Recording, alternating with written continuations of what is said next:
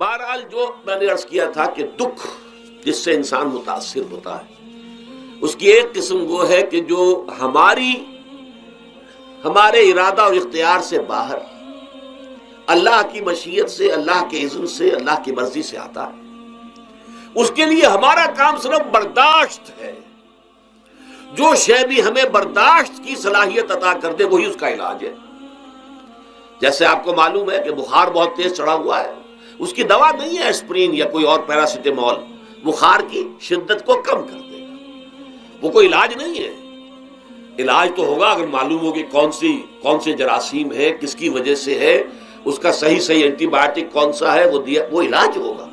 یہ علاج نہیں ہے، لیکن اس کی شدت کی کمی اور اس کے اندر جو احساس ہے جھیل جانے کا وہ انسان کے لیے آسان ہو جاتا ہے. یہی مضمون آیا ہے سورہ حدید میں بھی، ما اصاب من مصیبت فی الارض ولا فی انفسکم. یہاں کھول دیا اس مضمون کو.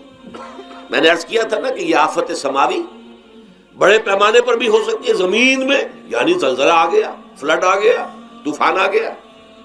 ولا فی انفسکم، خاص تمہاری جان میں. تمہیں بخار ہو گیا، تمہیں ٹی بی لگ گئی، تمہیں کوئی اور بیماری آ گئی، تمہیں کینسر ہو گیا، معاذ اللہ معاذ اللہ. ہوتا ہے، آخر ہوتا ہے. دنیا میں انسانی زندگی کے ساتھ یہ ساری چیزیں لگی ہوئی ہیں. لیکن یہ چیزیں ما اصاب من مصیبت فی الارض ولا فی انفسکم، نہیں پڑتی تم پر کوئی پڑنے والی کوئی مصیبت، کوئی تکلیف، نہ پوری زمین میں بڑے پیمانے پر، نہ تمہاری جانوں میں انفرادی سطح پر، الا فی کتاب من قبل ان نبراها، مگر یہ کہ وہ تو ایک کتاب میں، کتاب اللہ کے علم کی کتاب، ام الکتاب، اس میں پہلے سے درج موجود ہے. یہ الٹ ٹپ نہیں ہو گیا، یہ اچانک نہیں ہو گیا. آپ اچانک سمجھتے ہیں کہ صاحب میں تو جا رہا تھا، اچانک ٹرک نے آ کے مجھے دھکا مار دیا. اچانک کوئی شے یہاں نہیں ہوتی. اس کائنات میں پتا تک نہیں ہلتا جب تک کہ اذن رب نہ ہو. اچانک کا کیا سوال؟ تو در حقیقت جو ہوتا ہے وہ اللہ تعالیٰ کے علم میں پہلے سے ہے. علم کامل، ما کان وما یکون، جو کچھ ہوا ہے، جو کچھ ہوگا، مستقبل، ماضی، کل کا کل آنے واحد میں اللہ کے علم میں موجود ہے. لہذا یہاں اچانک کچھ نہیں ہوتا. جو بھی آیا ہے اللہ کے علم سے آیا ہے، اور یہ پہلے سے اللہ کے علم کے اندر موجود تھا، لکھا ہوا تھا. الا فی کتاب من قبل ان نبراها ان ذلک علی اللہ یسیر. یہ تمہیں تو مشکل نظر آئے گا لیکن اللہ پر بڑا آسان ہے. اللہ کا علم کامل، ما کانا ما یکون کو حاوی ہے. لکہ لا تاسوا علی ما فاتکم، تاکہ تم افسوس نہ کیا کرو ان چیزوں پر جو تم سے چھوٹ جائیں، جاتی رہیں، چھن جائیں. کوئی عزیز فوت ہو گیا، اکلوتا بیٹا تھا فوت ہو گیا، وغیرہ وغیرہ. ما فاتکم، فات سے ہی فوتیدگی ہے نا.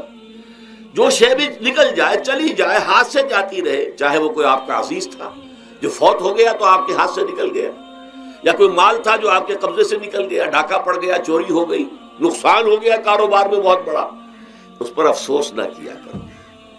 اگر افسوس کرو گے تو اس کا مطلب کیا ہوگا کہ تمہیں اللہ پر اعتماد نہیں ہے، یا تم سمجھتے ہو کہ اللہ کے سوا بھی کوئی ہے جو یہ کام کر سکتا ہے. کائنات میں تو ایک ہی کی مرضی چلتی ہے، وہ ہے اللہ. دکھ ایک تو وہ ہے کہ جو ناگہانی طور پر آ جاتے ہیں، اس میں ہماری کسی غلطی کو دخل نہیں ہوتا. وہ کوئی آفت سماوی ہے، کوئی زلزلہ آ گیا ہے.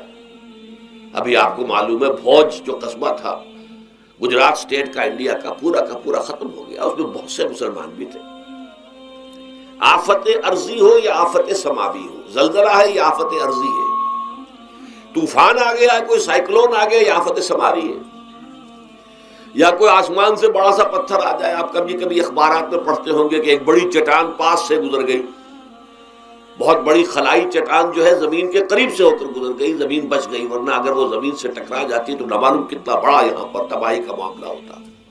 بڑے بڑے جو ہے شہاب گرتے رہے زمین کے اوپر، بڑی بڑی تباہیاں آتی رہی ماضی میں. تو ایک تو یہ ہے، اور ان میں بھی تقسیم کیجئے یہ ناگہانی تکلیف، ناگہانی مصیبت، یا کوئی آفت سماوی یا آفت ارضی. اس کی بھی پھر دو قسمیں ہو گئی. ایک وہ کہ جو افراد کو متاثر کرتی ہے انفرادی سطح پر. آدمی سڑک پر جا رہا تھا، پیچھے سے آ کر کسی گاڑی نے ٹکر ماری، گر گیا، ٹانگ ٹوٹ گئی.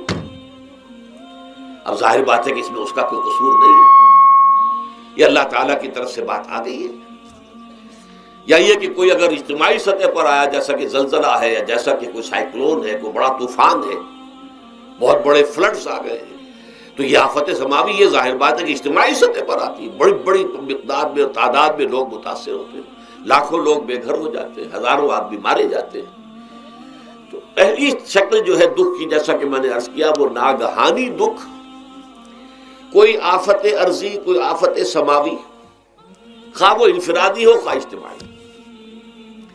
اس کے ضمن میں کیا علاج ہے؟ ظاہر بات ہے کہ اس کا علاج یہ تو نہیں ہو سکتا کہ آپ اس کو ختم کر سکیں۔ انگریزی کا ایک محاورہ ہے، What cannot be cured must be endured۔ جو چیز جو ہے جس کا علاج نہیں ہو سکتا وہ تو برداشت کرنی پڑے گی۔ بعض بیماریاں بھی ایسی ہیں، ڈائبٹیز ہو گئی ہے، شوگر کا مرض ہو گیا، ڈاکٹر آپ کو بتائے گا کہ بھائی اب یہ مرض جائے گا نہیں، اب آپ کو اس مرض کے ساتھ ہی اپنے آپ کو ایڈجسٹ کر کے اپنی غذا وغیرہ اس کے مطابق طے کر لیجیے، ورنہ یہ کہ یہ نہ سمجھیے کہ یہ مرض چلا جائے گا۔ تو what cannot be cured must be endured۔ لہذا ان آفت سماوی و ارضی، چاہے وہ انفرادی سطح پر متاثر کرتی ہوں انسانوں کو اور چاہے اجتماعی سطح پر، اس کا تو علاج ایک ہی ہے۔ عربی میں بھی ایک محاورہ یہ ہے کہ کسی نے پوچھا تھا کہ بچھو کے کاٹے کا کیا علاج ہے؟ البکاء الی الصباح، رات کو اگر کاٹا ہے کسی بچھو نے تو روتے رہو صبح تک، یہ علاج ہے، اس کا اور کوئی علاج ہے ہی نہیں۔ تو جو چیز لا علاج ہے اسے برداشت کرنا، گویا کہ یہاں جو اصل شے ہوگی کہ دنیاوی آفات، ارضی و سماوی آفات، ناگہانی آفات، ناگہانی مصیبتیں، ان کے ضمن میں ہمیں ایسی شے کی ضرورت ہے جو ہمارے اندر برداشت پیدا کر دے، اس کو جھیلنا آسان بنا دے، ہم اس کی وجہ سے بجھ کر نہ رہ جائیں، ہماری ہمتیں جواب نہ دے جائیں، ہمارا ارادہ ختم نہ ہو جائے، ہمارا حوصلہ پست نہ ہو جائے، بلکہ برداشت ہو، جھیلنا ہو، تحمل ہو۔ لیکن یہ کہ ہمیں یہ جو آفات سماویہ اور ارضیہ ہیں جو ہمارے اوپر آ جاتی ہیں اللہ کی طرف سے، ان کے ضمن میں ذہنی ایک ایٹیچیوڈ پیدا ہو جائے، سوچ کا ایک خاص رخ بن جائے، انسان کے احساسات ایک خاص طرف پر ڈھل جائیں، تو پھر ان کو برداشت کرنا آسان ہو جاتا ہے۔ اور وہ کیا ہے؟ وہ ہمارے ایمان کا لازمی تقاضا ہے۔ ایمان ہمیں یہ بتاتا ہے کہ کوئی مصیبت اس زمین میں آتی ہے نہ تمہاری جانوں پر آتی ہے بغیر اذن رب۔